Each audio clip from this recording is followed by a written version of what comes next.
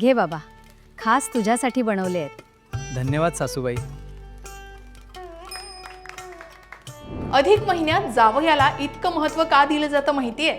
अधिक महिन्यात मुलगी आणि जावयाला घरी बोलवण्याची परंपरा तुम्ही पाहिलीच असेल. पण या महिन्यात जावयाला इतकं महत्त्व देण्यामागचं कारण म्हणजे हिंदू धर्मात जावयाला नारायणाचं रूप मानलं जातं.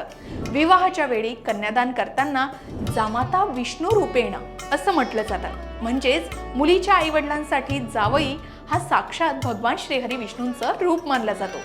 आणि अधिक महिना हा पुरुषोत्तम मास असतो. पुरुषोत्तम म्हणजे भगवान श्रीहरी विष्णू आणि म्हणूनच या महिन्यात जावयाचा सन्मान करणं म्हणजेच लक्ष्मीनारायणाची पूजा केल्यासारखं मानलं जातं.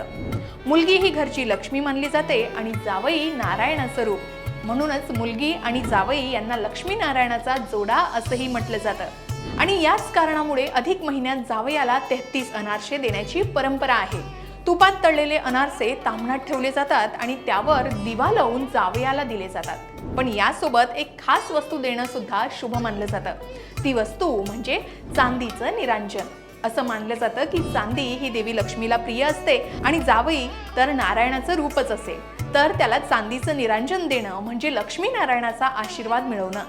हे निरांजन शेवटी आपल्या मुलीच्या देवघरात जातं आणि मुलगी जेव्हा ते देवासमोर लावते तेव्हा तिचं घर सुख, शांती आणि समृद्धीनं भरून जातं अशी श्रद्धा आहे. शास्त्रातही असं सांगितलं जातं की अधिक महिन्यात दीपदान केल्यानं पुण्य अनेक पटींनी वाढतं.